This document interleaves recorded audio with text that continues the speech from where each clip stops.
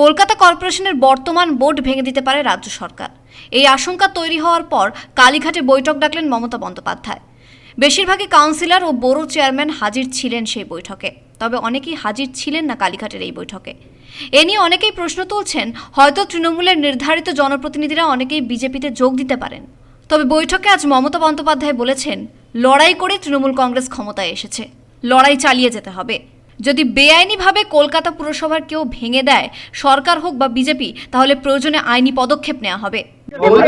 আইনি পদক্ষেপ নিশ্চিতভাবে তো নেবে, দল তো সেটা নেবেই, কিন্তু যেই ধরনের যারা তৃণমূল আমলে গণতন্ত্র বিপন্ন বলতো, তারা কিভাবে গণতন্ত্রের প্র্যাকটিস করছেন, এইটা বোধহয় কলকাতার মানুষও খুব একটা ভালো চোখে নেবেন না, এবং আগামী নির্বাচনে নিশ্চিতভাবে এর একটা প্রতিফলন দেখা যাবে বলেই আমার ধারণা।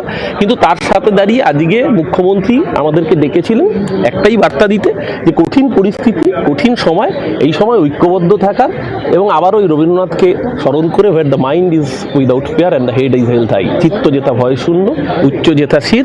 নিশ্চিতভাবে সাময়িক একটা লড়াইতে হয়তো আমরা হেরে গিয়েছি, কিন্তু বাংলার মানুষ তাদেরকে সাথে নিয়ে আগামী দিন পথ চলবে। এটা নিয়ে কি বলা হয়? আজ সকাল থেকে উত্তপ্ত ছিল কলকাতা পুরসভা। অধিবেশন কক্ষ খোলাই হয়নি।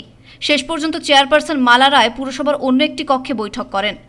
কর্পোরেশনের মাসিক অধিবেশন করতে দেওয়া হয়নি বলে অভিযোগ উঠেছে। শেখ ইরশাদের রিপোর্ট, পূবের কলম ডিজিটাল।